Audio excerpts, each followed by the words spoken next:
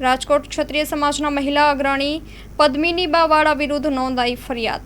રાજકોટમાં ક્ષત્રિય સમાજના મહિલા અગ્રણી પદ્મિનીબા વાળા વિરુદ્ધ નોંધાઈ છે ફરિયાદ। પદ્મિનીબા વાળા તેમજ તેના પુત્ર સહિત કુલ 5 વ્યક્તિઓ વિરુદ્ધ ફરિયાદ નોંધવામાં આવી છે। અહેવાલમાં ન્યૂઝ સંદીપ ચાવડા, રાજકોટ। જી આપણે એક ભાઈ છે, એક ગાદીપતિ પોતે ભુવા છે, કંઈક જોવે છે એવું ઈ બેન દ્વારા મને જાણવા મળ્યું છે। ઈ બેન રાજકોટ રહેતા હતા અને સત્ય સમર્પણ ન્યૂઝ દ્વારા મને બોલાવવામાં આવી।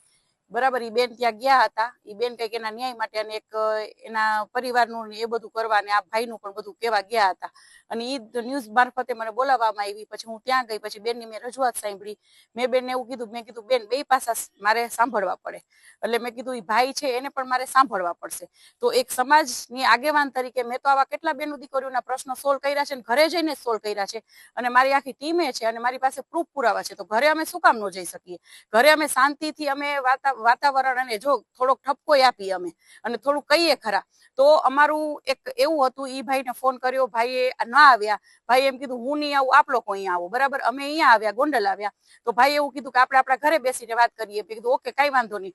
ભાઈને અમે બધું દેખાડ્યું। મેં કીધું ભાઈ આ શું છે, તમે શું જોવો છો, મારે જોવડાવવું છે। અને અમારું એક પેલો તો એવું જ હતું કે ઈ ભાઈને અમારે ખુલ્લા પાડવા હતા કે કોઈ પણ જોવડાવવા જાય અને આવા બેનો દીકરીઓને ખોટા સકંજામાં લઈ અને શોષણ ન કરે।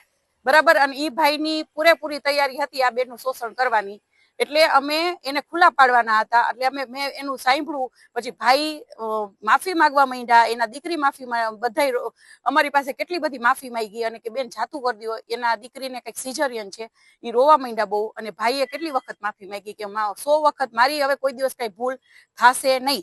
એટલે અમે એની ઉપર વિશ્વાસ કરી ગયા, છતાંય મને એક એવું થયું કે અમે અહીંયાથી નીકળશું એટલે અમારી ઉપર કાંઈ પણ એક્શન લેવાય ખોટી આ લોકો। એટલે અમે એમને એમ કીધું કે ભાઈ આપ ન્યૂઝમાં આપની માફી પત્ર એક અમને આપી દો, અમારે કઈ વાયરલ પણ નથી કર્યું, પણ બીજી વાર આવું કોઈ બેન દીકરીઓ સાથે આપ કરતા નહીં। બસ આટલી જ વાત હતી। એમાં એટલું બધું ચગાવ્યું અને અમારા જેવા આગેવાન જે બેનો દીકરીઓને ન્યાય દેતા હોય એની ઉપર એફઆઈઆર કરી, એ તો કરી, પણ ફક્ત મારા ભેગા ખાલી 2-3 દીકરા વાવ્યા હતા। ખાસ કરીને મારા દીકરા તો મારી સાથે જ હોય છે, તો મારા દીકરા માથે શેની ભાઈ એફઆઈઆર? મારા દીકરા અહીંયા આખું અમારી પાસે ફૂટેજ છે। બરાબર છે, અમે ત્યાં હતા, અમે બેઠા હતા, અમે નથી કોઈ મારકૂટ કરી, અમે નથી કોઈ જાતની કોઈ એવિડન્સ નથી કે અમારી માથે જે ફરિયાદ થઈ છે એ ફરિયાદ થઈ શકે। તો આ ક્યાંનો ન્યાય? જે ન્યાય દેવડાવે છે એની ઉપર પણ તમે જો ચડી બેસો અને અમારી સાથે પણ જો આવું થતું હોય તો આવી બેનો દીકરીઓ કોની પાસે જશે? એ મારે પ્રશ્ન પૂછવો છે। અને અત્યારે કેટલા બધા રેપ કેસ થાય છે, ન્યાય મળે છે દીકરીઓને? બરાબર, મને એવું કહેવામાં આવ્યું કે તમે તો મેં કીધું ભાઈ હવે અમારે ગુના કરવા છે તો બીજું તો શું કરીએ? અમે ઘરે ગયા, એ અમારી ભૂલ તો કેવી રીતના ભૂલ? અમે કઈ અહીંયા જઈને બીજી તમે આજુબાજુ વાળાને પૂછી લ્યો, પ્રેમથી નીકળ્યા છીએ, પ્રેમથી ગયા છીએ, તો અમારો કયો ગુનો? હું એક સામાજિક આગેવાન તરીકે હું કોઈના ઘરે ન જઈ શકું? શાંતિથી વાત ચર્ચા ન કરી? અમે કેટલા બધા સમાધાન કરાવેલા છે। એટલે ખોટી રીતે અમારી પાસે મારી માથે ફરિયાદ થયેલી છે, તો આ હવે મારે કોની પાસે ન્યાય લેવા જવાનો? તો હાલમાં જે કહેવામાં આવે છે કે તમે કંઈક પૈસાની માંગણી કરી, શું હકીકત શું છે?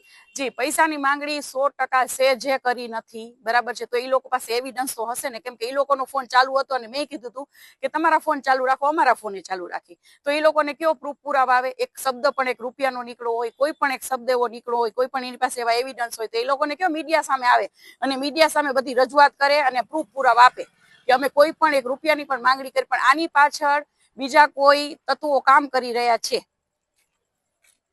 હાલમાં હવે આગળ શું તમારી સ્ટ્રેટેજી કરવામાં? ના, આગળ હવે અમારી લડી લેવાની તૈયારી છે। બરાબર, હંમેશા હું તો કહું જ છું કે સત્ય ને બહુ તકલીફ પડે છે અને હવે અમે લડી લેવામાં છીએ। જે પણ સત્ય હશે યાદ નહીં તો કાલ બારે આવશે। અમે નિર્દોષ છીએ, બેન નિર્દોષ છે।